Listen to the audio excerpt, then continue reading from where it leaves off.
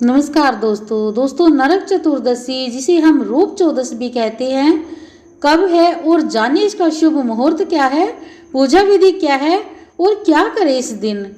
दोस्तों दिवाली के 5 दिनों महोत्सव में धनतेरस के बाद दूसरे नंबर पर नरक चतुर्दशी का त्योहार मनाया जाता है, जिसे रूप चौदस भी कहा जाता है और इसे काली चौदस भी कहते हैं।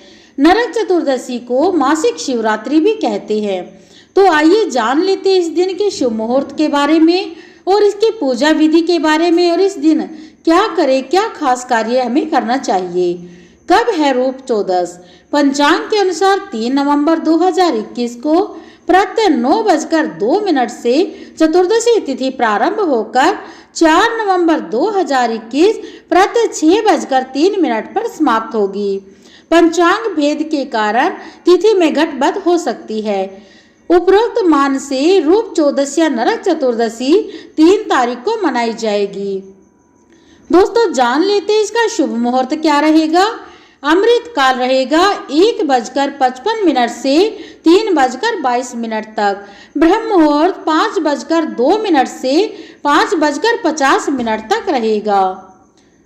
दोस्तों विजय मुहूर्त रहेगा दोपहर 1:33 से 2:17 तक, और गोधूली मुहूर्त रहेगा शाम 5:05 से 5:29 तक, और सायंकाल संध्या मुहूर्त रहेगा शाम 5:16 से 6:33 तक। इसी के साथ निशिता मुहूर्त रहेगा रात्रि 11:16 से 12:07। दिन का चौघड़िया मुहूर्त भी जान लेते हैं। सुबह लाभ प्रातः 6:38 से 8 बजे तक। अमृत प्रातः 9:21 तक, और शुभ प्रातः 10:43 से 12:04 तक। लाभ मुहूर्त शाम का 4:08 से 5:30 तक। रात का चौघड़िया मुहूर्त क्या रहेगा? शुभ मुहूर्त शाम का 7:09 से 8:47 तक। अमृत मुहूर्त रहेगा 8:47 से 10:26 तक, और लाभ मुहूर्त रहेगा शाम का 3:22 से 5 बजे तक। नरक चतुर्दशी स्नान विधि क्या है? इस दिन सूर्योदय से पूर्व उठकर स्नान करने का महत्व है। कहते हैं कि इससे रूप निखर आता है। स्नान के लिए कार्तिका हो अष्टमी के दिन एक तांबे के लोटे में जल भरकर रखा जाता है और उसे स्नान के जल में मिलाकर स्नान किया जाता है। मान्यता के अनुसार ऐसा करने से नरक के भय से मुक्ति मिलती है। दूसरा जो है, स्नान के दौरान तिल के तेल से शरीर की मालिश करें और उसके बाद औषधीय पौधा अपामार्ग अर्थात चिरचिरा को सिर के ऊपर से चारों ओर 3 बार घुमाने से प्रचलन है। 3 बार घुमाने का प्रचलन है। तीसरी, स्नान के दौरान तिल के तेल से दूसरे शरीर की मालिश करें। और तीसरा है, स्नान के बाद दक्षिण दिशा की ओर हाथ जोड़कर यमराज से प्रार्थना करें। ऐसा करने से संपूर्ण वर्ष के पापों का नाश हो जाता है। दोस्तों नरक चतुर्दशी पर हमें क्या करना चाहिए? इस दिन यमराज के लिए तेल का दिया घर के मुख्य द्वार से बाहर की ओर लगाएं। दूसरा, इस दिन शाम के समय सभी देवताओं की पूजन के बाद तेल के दीपक जलाकर घर की चौखट के दोनों ओर घर के बाहर रख दे। ऐसा करने से लक्ष्मी जी का घर में निवास हो जाता है। तीसरा, इस दिन भगवान श्री कृष्ण की पूजा करने से सौंदर्य की प्राप्ति होती है। चौथे, इस दिन निशीथ काल में यानी कि अर्धरात्रि के समय में घर से बेकार के सामान फेंक देना चाहिए। इससे दरिद्रता का नाश होता है। दोस्तों नरक चतुर्दशी की पूजा की विधि क्या है? इन 6 देवों की होती है पूजा। इस दिन यमराज, श्री कृष्ण, काली माता, भगवान शिव, रामदूत हनुमान और भगवान वामन की पूजा की जाती है। दूसरा है, घर के ईशान कोण में ही पूजा करें। पूजा के समय हमारा मुंह ईशान कोण पूर्व या उत्तर में होना चाहिए। पूजन के समय पंचदेव की स्थापना जरूर करें। सूर्यदेव, श्री गणेश, दुर्गा, शिव और विष्णु को पंचदेव कहा जाता है। इस दिन उपरोक्त 6 देवों की षोडशोपचार पूजा करना चाहिए। अर्थात 16 क्रियाओं से पूजा करें। पाद्य, अर्घ्य, आचमन, स्नान, वस्त्र, आभूषण, गंध, पुष्प, धूप, दीप, नैवेद्य, आचमन, तांबूल, सतपाठ, तर्पण और नमस्कार। पूजन के अंत में सांगता सिद्धि के लिए दक्षिणा भी चढ़ाना चाहिए।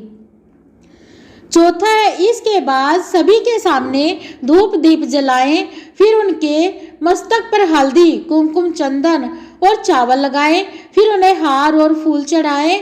पूजन में अनामिका यानी कि जो छोटी उंगली होती है उससे गंध, चंदन, कुमकुम, अबीर, गुलाल, हल्दी आदि को गंध माना जाता है, इत्र माना जाता है, लगाना चाहिए। इनमें से कोई एक चीज भी ले सकते हैं। चंदन, कुमकुम, अबीर, गुलाल, हल्दी आदि में से आप कोई भी एक चीज ले सकते हैं। अगर सभी चीजें हैं तो सभी को ले सकते हैं। और छोटी उंगली जिसे अनामिका उंगली कहा जाता है उसी से तिलक करना है। इसी तरह उपरोक्त षोडशोपचार की सभी सामग्री से पूजा करें। पूजा करते वक्त उनके मंत्र का जाप करें। पांचवा, पूजा करने के बाद प्रसाद या नैवेद्य यानी कि भोग चढ़ाए। ध्यान रखें कि नमक, मिर्च और तेल का प्रयोग नैवेद्य में नहीं किया जाता। प्रत्येक पकवान पर तुलसी का एक पत्ता रखा जाता है। अंत में उनकी आरती करके नैवेद्य चढ़ाकर यानी कि भोग चढ़ाकर पूजा का समापन किया जाता है। नंबर 7 है, मुख्य पूजा के बाद अब मुख्य द्वार या आंगन में प्रदोष काल में दिए जलाए। एक दिया यम के नाम का भी जलाए। रात्रि में घर के सभी कोने में भी दिया जलाए। तो दोस्तों, एक दिया इस दिन इस जगह पर जरूर जलाए। ये टोटका है। अगर हम इस जगह पर एक दिया जलाएंगे तो इसकी भी मान्यता है कि बहुत ही शुभ होता है, घर में बरकत आती है।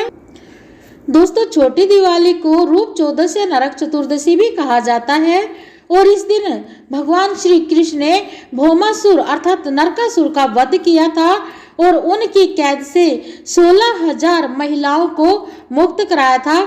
इसी खुशी के कारण दीप जलाकर उत्सव मनाया जाता है और इसी दिन यम की पूजा करने के बाद शाम को दहलीज पर उनके निमित्त एक दीप जलाया जाता है जिससे अकाल मृत्यु नहीं होती। और इस दिन सूर्यास्त के पश्चात लोग अपने घरों के दरवाजे पर 14 दिए जलाकर दक्षिण दिशा में उनका मुख करके रखते हैं और पूजा पाठ करते हैं।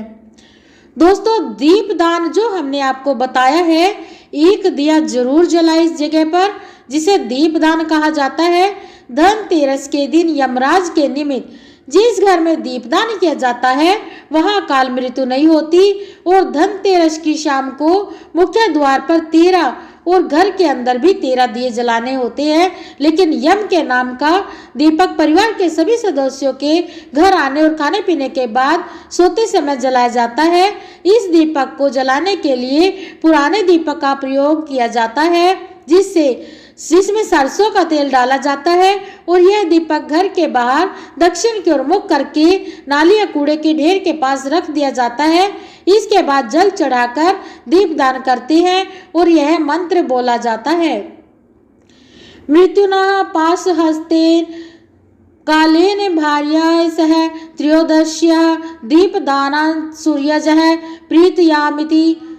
इस कई घरों में इस दिन रात को घर का सबसे बुजुर्ग सदस्य एक दिया जलाकर पूरे घर में घुमाता है और फिर उसे लेकर घर से बाहर कहीं दूर रखकर आता है और घर के अन्य सदस्य अंदर रहते हैं और इस दिए को नहीं देखते हैं। यह दिया यम का दिया कहलाता है और माना जाता है कि पूरे घर में इसे घुमाकर बाहर ले जाने से सभी बुराइयां नष्ट हो जाती है। तो दोस्तों, ये कुछ जानकारी थी जो हम आपके साथ शेयर कर रहे थे। तो इसी के साथ मिलते हैं नेक्स्ट वीडियो में। तब तक के लिए ओम नमः शिवाय।